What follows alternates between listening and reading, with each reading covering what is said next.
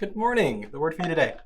Today is Thursday, August 1st, and our devotion is titled Take Control of Your Thoughts.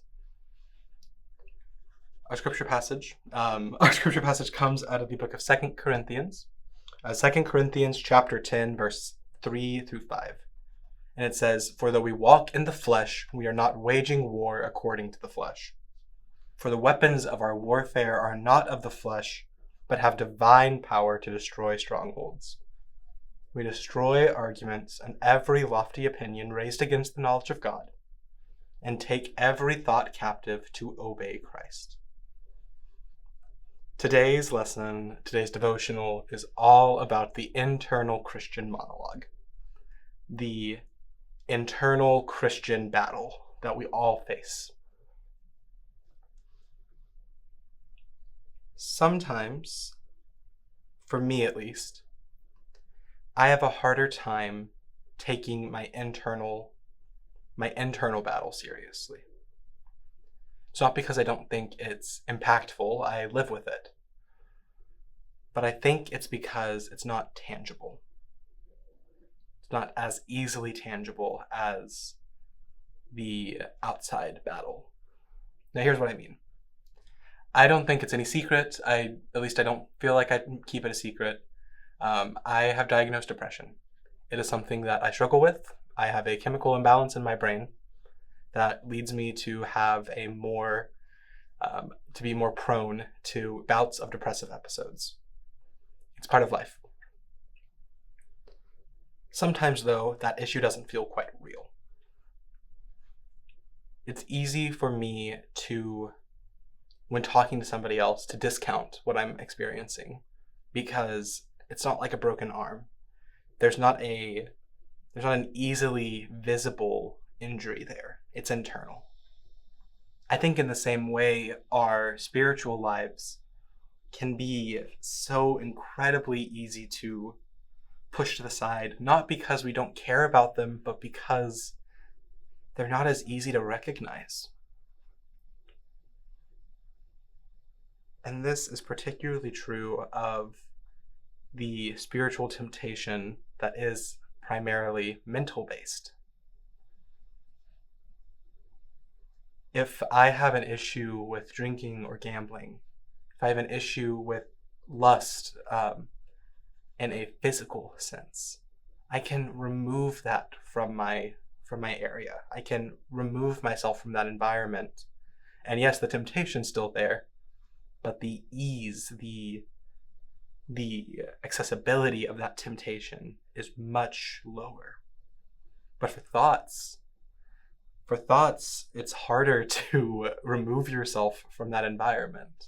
It's harder to remove those thoughts from your head. And so sometimes it can lead us to almost act like they're not there. And when we do that, it causes us to be pulling this weight along. We can't react as quickly to spiritual matters because we've got 5 pounds worth of spiritual baggage that we haven't dealt with yet. And I think this is something that every Christian experiences in some way, shape, or form.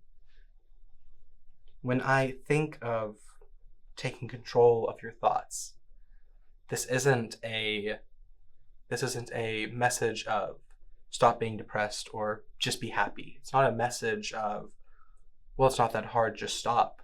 This is a message of listen to yourself.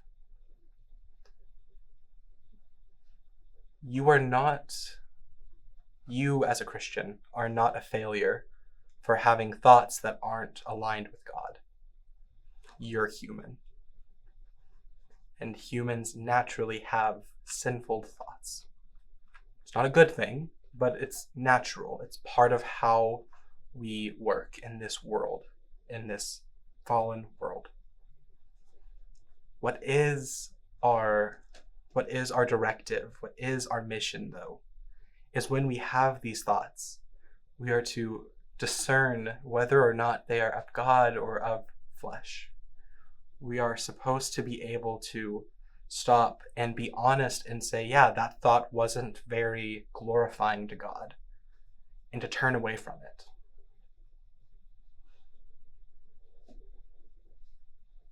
When we go through our lives, there are going to be days when our mind is very focused on Christ, and it's easier to obey him. It's easier to act in a way that's glorifying to his name.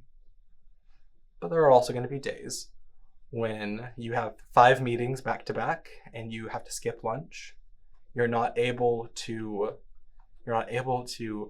rest when you get home because 15 things need to be fixed and everybody is screaming in the house, and you're not able to sleep because your insomnia has kicked in for the night. And on those days especially, it's important to not only acknowledge the outside world, but to stop and take account of your thoughts and to take control of what you are focusing on, of what you are doing to rectify those thoughts. Take care of yourself, both physically and spiritually and mentally. Have a nice day.